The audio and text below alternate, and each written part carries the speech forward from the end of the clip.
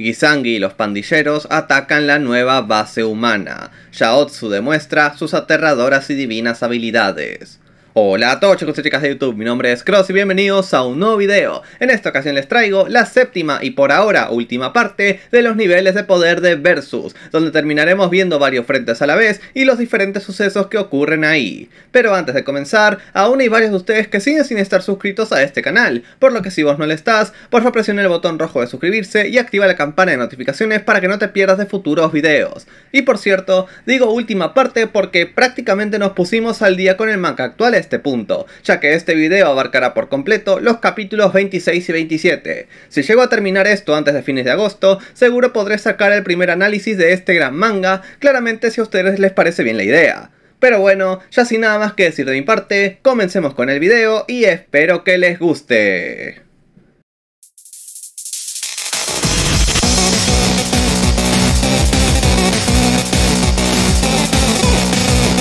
En la parte pasada nos enfocamos bastante en nuestros protagonistas y cómo les iba en su base del mundo sin ley. Todo iba relativamente tranquilo hasta que algunos sin leyes aparecieron y los atacaron. Igual conocimos al jefe de Kyokai llamado Rinri, el cual es un manipulador de mierda que no confía en nadie, pero hará todo lo que sea para cumplir sus objetivos. Pero cuando quisieron llevar un oso para darle tiempo a Saibi de huir, se armó un enorme combate contra una mamá oso tirana del bosque carmesí, la cual resultó estar infectada con parásitos. Pero al final, gracias a muchos sin leyes rezando cuando el parásito se salió de control, finalmente apareció el enemigo natural de Indignia, Chaozu, acabando con el parásito como si no fuera nada. Veamos cómo continúa todo. Pasando ahora afuera de la base humana, vemos como la misma Iglai de hecho estaba retirándose, habiendo visto la enorme cara de Chaozu en los cielos. Como supo que las cosas salieron mal en Kyokai, de una tomó sus cosas para irse como debieron hacer los demás, pues no tenían las vidas o tiempo suficiente para esperar a Saibi. Pero mientras se retiraba, pudo ver algo cerca de unos edificios, tratándose de Gizangi y sus compañeros tratando de infiltrarse en la base. Pero al final la chica solo se fue, diciendo que ya no sería su problema. Y como dato extra, uno de los sin leyes igual pudo ver la cara de Chaozu, pero cuando se lo dijo a Gizangi, este no le importó para nada y sigue igual con todo esto. Volviendo ya a lo principal, vemos en la base a un impaciente Tear al pasar más de una hora desde que se llevaron a Saibi y que los que fueron a buscarlo aún no regresaran. Ya casi que se preparaban para pelear, pero Gio les dijo que solo quedaban heridos y enfermos, por lo que incluso escapar sonaba inútil, y peor cuando los sin leyes tenían con ellos a los gigantes controlados. Fue ahí que Heidi levantó su mano y les dijo a todos que la usen de cebo para distraer a los sin leyes y así huir. Si Saibi falló, entonces no quedaba esperanza y al menos podía conseguirles tiempo. Si su vida como neoterrana valía esto, con gusto la iba a ceder. Quien estaba en contra de esto era el mismo Takuya, diciéndole que no podía hacerlo y que su vida valía mucho más como para tirarla así. Pero de pronto veríamos como Iglai ahora llegó corriendo hacia ellos para decirle que los sin leyes finalmente llegaron a donde estaban. Eran 10 de ellos que estaban tratando de meterse por el techo, pero les dijo que aprovechen en escapar cuanto antes o perderían a más gente si peleaban, por lo cual la bicolor simplemente se fue tras decirles todo. Al menos fue lo suficientemente amable como para advertirles. Pero bueno, al enterarse de la noticia, todos entraron en tremendo pánico, pero Takuya trató de calmarlos al decirles que los Sin Legends no sabían que ellos se enteraron de su llegada, y tratando de organizarlos, pidió ayuda a quienes podían moverse para ocultar a los mayores y heridos en las sombras, para así salir por turnos, preguntando internamente qué es lo que podría hacer a Masayoshi, pues muchos podrían morir a este ritmo. Ahora pasamos afuera de la base, donde veríamos así a Gizangi escalando la pared junto a sus compañeros. Dejé la imagen de los dos hermanos igual por flojera, ya que ambos tienen el mismo poder. Pero sí, aunque uno le preguntó por qué molestarse en saquear a estos tipos cuando ya se llevaron a su líder, el hermano hereje le dijo que prefería muchísimo más dispararles y escucharlos rogar cuando están en su peor estado posible, pensando que seguro Rinri se encargaría de los demás. Pero una vez lograron meterse a la base, vieron que el lugar estaba completamente vacío, y como habían algunas cosas que indicaban que hace poquito hubo gente, Gizangi gritó con enojo que se aparecieran de una vez, mandando a sus hombres para buscarlos ya que no pudieron haber seguido muy lejos. Y tal que así, vemos que los demás pudieron irse del edificio estando relativamente cerca al tener que irse tan rápido, y hubo algunos que no pudieron salir lamentablemente, por lo cual Tear ahora se mandó al frente, así activando su Cosmic Ring para pelear contra los Sin Leyes, como no tenían a los gigantes con ellos y su equipo era muy anticuado, hasta él podía vencerlos por su cuenta. Pero tampoco es que los Sin Leyes no tenían armamento, pues Gizangi ahora liberó el contenedor de almas PSG-48, revelando la pistolita que vimos la parte pasada. Gracias a eso, el Sin Ley ahora disparó a cualquier lado, dándole un edificio en ruinas que rápidamente lo hizo colapsar como si fuera papel maché. Considero con esta hazaña que el poder de esta pistola está en la zona baja del rango demonio ejecutivo, al menos por arriba de las armas de la ordenanza mecha, pues recuerden que estas ruinas son demasiado frágiles. Y viendo todo ese poder, Tear terminó por desactivar su Cosmic Ring de inmediato, ya que no tendría chance contra eso.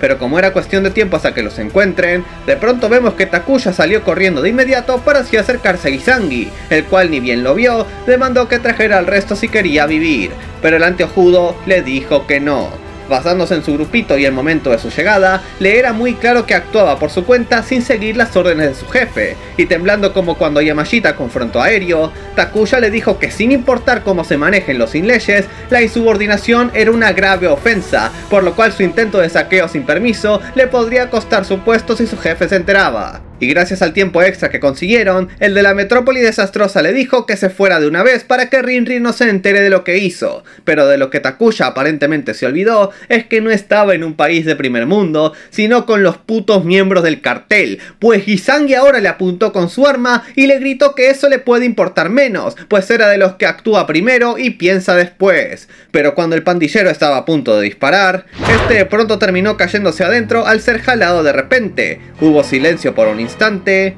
hasta que de pronto se vio como algo terminó saliendo disparado del edificio dejando un enorme hueco, y no terminó ahí, ya que se escucharon varios gritos agónicos junto a varios golpes fuertes, los cuales siguieron por un rato hasta que todo se cayó de nuevo. Nadie entendía absolutamente nada, pero Takuya de una se fue para ver lo que sucedía, pues seguramente habían trampas por ahí, y si se preguntan por qué hace todo esto, es porque quiere hacer lo correcto. Yendo al pasado, tenemos un momento suyo cuando era un niño, en donde lo veríamos junto a su madre y a otros mirando cómo Daikoku-san destrozaba una ciudad con solo caminar, y al preguntarle a su mamá lo que pasó con su padre, resulta que este encontró a unos heridos mientras evacuaba, pero hasta ahí sabemos de él. Lo que Takuya no quería que los humanos pierdan en tiempos de crisis era su bondad que los hacía humanos. Si la perdían, el mundo no tendría amabilidad ni amor, por lo cual ahora estaba corriendo por las escaleras, jurando que haría lo que creía correcto para así honrar a su padre. Pero una vez llegó ahí arriba, vio algo que lo impactó. Todos los Sin Leyes de ahí estaban muertos, con una persona ahí viva y husmeando el cadáver de Gizangi. Esta era la mismísima Heidi, la cual lo llamó ilógico al ver que vino en una situación tan incierta. Ahora solo ocultó el PSG-48, diciéndole a Takuya que uno de los pandilleros fue infectado con un parásito, el cual se liberó y mató a los demás, pero algo en esa historia no cuadraba. Si Heidi sabía los riesgos, ¿por qué estaba husmeando sus cadáveres? Por lo que ahora, sin más opciones, Heidi solo se sacó las vendas de su rostro, llamando al anteojudo paleo-humano sin cerebro. Ella fue quien los mató, pero como no quería problemas, amenazó a Takuya con mantener sus historias coherentes o haría lo que le dé la gana. Todo este tiempo, Heidi era una neo-humana.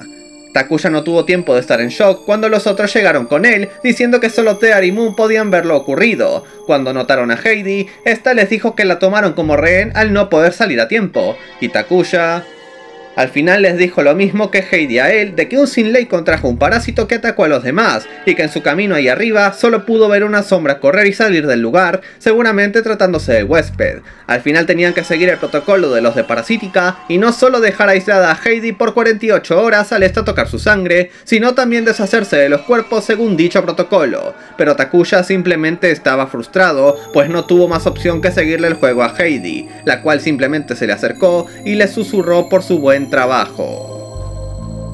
Para explicar algunas cuantas cositas, ahora tenemos que ir de regreso al pasado. Podemos ver ahí a Heidi junto a otros neohumanos habiendo asesinado a unos robots. Les recuerdo que el poder de los neohumanos y los robots comunes se encuentra en lo más bajo de demonio ejecutivo y en lo alto de soldado demonio respectivamente. Pero Heidi es una historia totalmente distinta, pues su poder está para mí en lo medio alto del rango demonio ejecutivo y ya verán por qué. Ah, y si le dejo esa imagen de ella y no con la vestimenta de los neohumanos, es porque literal no hay muchas de ella con eso. Pero sí, viendo que esos diseños de robots jamás los habían visto y las ruinas que salieron de repente, no podían descartar esa tonta teoría de los mundos fusionándose. Pero de pronto se escuchó como ahora los dos neohumanos que la acompañaban terminaron siendo asesinados de repente, todo gracias a la llegada repentina de un robot avanzado, subiendo su nivel de amenaza a 3 al ver a Heidi. Este prácticamente es el mismo robot que Kiba enfrentó en los primeros capítulos del manga, y considero que su poder en dicho nivel de amenaza se encuentra en lo alto del rango demonio ejecutivo. Lamentablemente, todo lo que sabemos de la pelea es que el robot terminó siendo completamente destruido, mientras Heidi terminó al borde de la muerte, hasta que llegaron los paleohumanos que tanto conocemos y terminaron salvándola sin darse cuenta de que de hecho era una enemiga. Fue ahí que se la llevaron con ella para la base, junto con Gyuta y otros hechiceros sin saber la verdad, con la Neo-Humana enterándose de nuevos humanos y culturas jamás vistas, dejando los datos de los mismos y de los enemigos naturales en una cierta carta. Como estos datos podían serles útiles, decidió que volvería a la novena ciudad una vez se cure, preguntándole a alguien llamado Rogen si le alegraba su descubrimiento. Pasando a dicha ciudad, veríamos en un enorme edificio a un neo-humano llamado Rogen, siendo el administrador del lugar y leyendo la carta que Heidi le mandó, sabiendo que solo podía esperar por su regreso. Ahí llegó con él otra neo-humana, dándole la noticia de que contuvieron a un parásito al tirarle encima un edificio y usar sus paredes para aprisionarlo, pero no sabían cuánto iba a durar por la falta de información, por lo cual el admin le dijo que prioricen su análisis, graben sus movimientos y busquen cómo sacar una muestra. Fue ahí que Rogen simplemente se volteó a ver un monitor, donde podríamos ver a través del mismo al 19º héroe ario atado a una camilla y usando una camiseta de fuerza. Al menos Rogen le agradeció al héroe por llevar sin saberlo esa carta dentro de sus ropas, así logrando enterarse de que su hermanita menor Heidi aún estaba con vida. El héroe se sorprendió al escuchar eso, pensando que Heidi seguro le metió esa carta cuando lo abrazó, simplemente rogando que los demás por favor estén bien. Eso sí, si bien Heidi le dijo a Rogen que podía usar a los enemigos, este solo se preguntaba cómo usar a unos neohumanos que terminaron infectados con parásitos, todo gracias al gigante infectado que vimos en la segunda parte de esta serie, diciéndole igual a su hermanita que no trajera regalos innecesarios. Ahora tenemos que movernos a otra parte, siendo la aldea subterránea del Bosque Frondoso en la Furia de Gaia, donde veríamos a Shirokaki más cubierto por la maldición que antes, terminando de preparar una medicina y diciéndole a su abuela que tome al menos un sorbo. Si quieren saber lo que pasó con ella, la pobre abuelita terminó siendo infectada con parásitos, afectando igual su mente. Si bien Shirokaki fue infectado antes que su abuela y la maldición solo lo ralentizó, ya no le quedaba muchísimo tiempo. Fue ahí que su abuela se acercó a él, simplemente diciéndole gracias con bastante dificultad, con el enano diciéndole que no se preocupe y que esperaba que todo termine pronto, así. Pero dándose cuenta de lo que estaba diciendo, Shirokaki de una se fue corriendo para el bosque, preguntándose si acaso seguía siendo el mismo. Ya estando afuera, notó bastantes animales en los árboles, lo cual le resultó muy extraño, pues supuestamente ahí es donde el señor del bosque suele merodear, pero viendo a los animales mejor, notó que todos, sin excepción, igual fueron infectados por los parásitos, terminaron por apoderarse del Bosque Frondoso, y creo que el poder de estos animales infectados está en lo bajo del rango demonio ejecutivo. Pero cuando un mono infectado estaba por caerle a Shirokaki, de pronto este terminó siendo salvado por el señor del bosque, el Rey Férreo. Hablemos un pelito de él si les parece bien. El Rey Férreo es prácticamente el señor del Bosque Frondoso y el animal más fuerte del mismo. Creo que su poder se encuentra en la zona alta del rango demonio ejecutivo. Más animales se mandaron contra el Rey Férreo, pero este terminó mandándolos a volar con fuertes embestidas mientras corría a toda velocidad. Shirokaki creía que el gran señor era valiente al enfrentarlos, pero no podía estar más equivocado, ya que justo a su costado, una enorme abominación pasó moviéndose a toda velocidad, tratándose de otro Super Worm, con tentáculos que usa como patas y varias cabezas de animales arriba suyo. Su señor no estaba siendo valiente, sino que escapaba de esa cosa, la cual para mí está en poder en lo bajo del rango Rey Demonio, ahora usando esos tentáculos para finalmente atrapar al Rey Férreo. Este era el fin del Bosque Frondoso, por lo cual Shirokaki simplemente se sentó y mientras los tentáculos parasitarios comenzaban a salir de él, pensaba en su hermanito Nukizumi. Le decía que sobreviva y se enfrente al mundo. Y justo atrás de él, finalmente llegó su abuelita para así abrazar al recién infectado Shirokaki, agradeciéndole en loop una y otra vez. El Bosque Frondoso es el segundo en caer contra los parásitos. Pero ahora tenemos que movernos de regreso a la base de Kyokai luego de lo que vimos en la sexta parte, en la cual notamos a un recontra cagado de miedo Gore viendo al ser que se manifestó enfrente de ellos. Como vimos al final del video pasado, este se trataba de Chaozu preguntándole a los otros quién lo llamó y si acaso necesitaban a un dios. Hablando un poquito del poder de Chaozu, así como dije en la parte pasada, él es el dios del mundo de Indignia y su jefe final prácticamente. El tipo realmente es bastante despreocupado, casi como el Conector, pero no podés tomarlo a la broma, ya vieron lo que hizo con el Super Worm. Y como dije en la sexta parte, su poder está en lo alto del rango Gran Rey Demonio. Mientras Gore se preguntaba si esto siquiera era real, de pronto escuchó a Rinri detrás de él diciéndole que se mueva para que pueda ver al supuesto dios, pues él no podía moverse. El morocho se sorprendió al ver que su jefe seguía con vida, pero este ya pensaba a futuro. Sí, Chaozu era muy peligroso y fuerte, pero al menos no masacraba a todo el que tenía frente suyo, por lo que podrían llegar a usarlo si lograban entenderlo. Gore se sorprendió tanto al escucharlo que finalmente dejó de temblar, con Rinri siendo así desde siempre según su experiencia. Aun cuando solo eran jóvenes, siempre les iba bastante bien cada que seguían sus decisiones. Rinri era la luz guía de Gore hacia la buena fortuna, por lo cual para sobrevivir debía asegurarse que Rinri también sobreviva. Fue así que el morocho ahora lo ayudó a pararse sin importarle el riesgo de infección, pues al menos así podrían huir si las cosas iban para mal.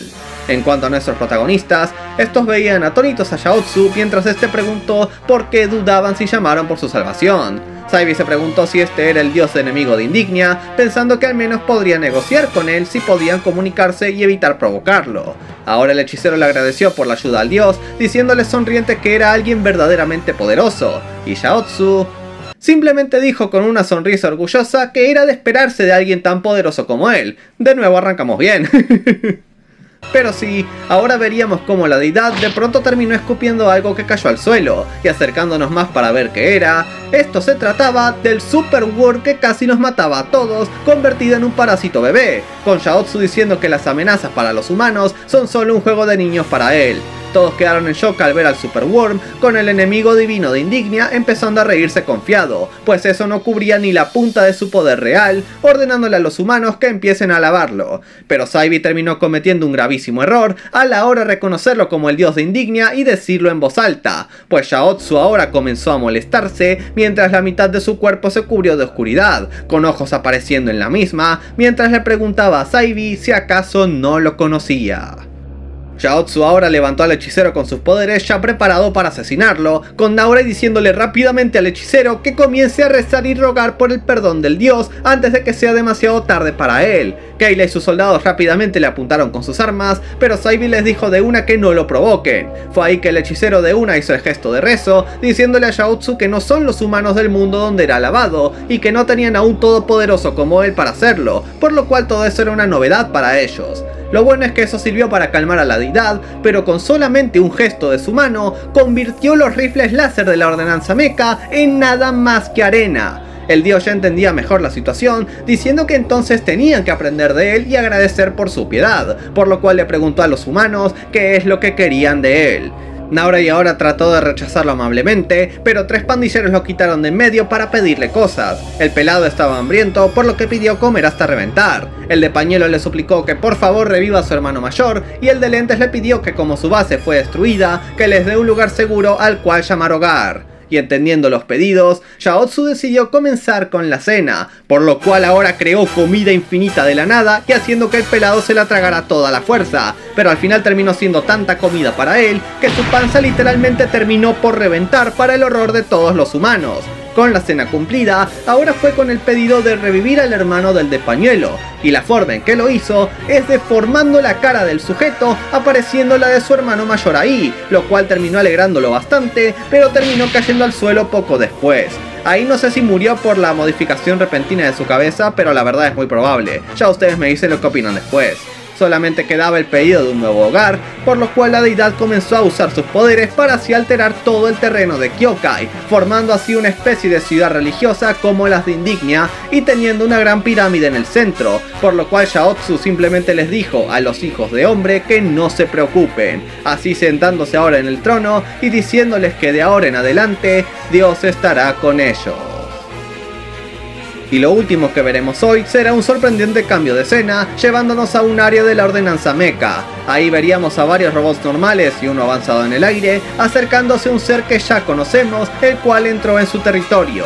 Dicho ser se trataba del 11º rey demonio Hachi, el cual veía neutro a esas raras criaturas de metal, mientras el robot bípedo volador llamado Naver de una subía el nivel de alerta no a 3 y mucho menos a un 6, sino que subió al nivel de alerta 10, así comenzando con el exterminio. Pero bueno gente, hasta acá el video de hoy, espero que les haya gustado y si es así recuerden dejar like, comentar y compartir con sus amigos para que este canal pueda crecer más y si quieren más videos de este estilo. Aun cuando solo fueron 2 capítulos los de hoy, la verdad es que cubrimos bastante. ¿Qué hará Heidi ahora que Takuya la descubrió? ¿Qué harán los neumanos con Ario? ¿Cómo irá la pelea entre Hachi y Naver? ¿Y qué pasará con los humanos ahora que aparentemente Chaozu vino para quedarse? Ahora que estamos perfectamente al día con el manga, les voy a traer el análisis del siguiente capítulo que va a salir a finales de agosto. Pero bueno, ya sin nada más que decir de mi parte, nos vemos la próxima. Adiós.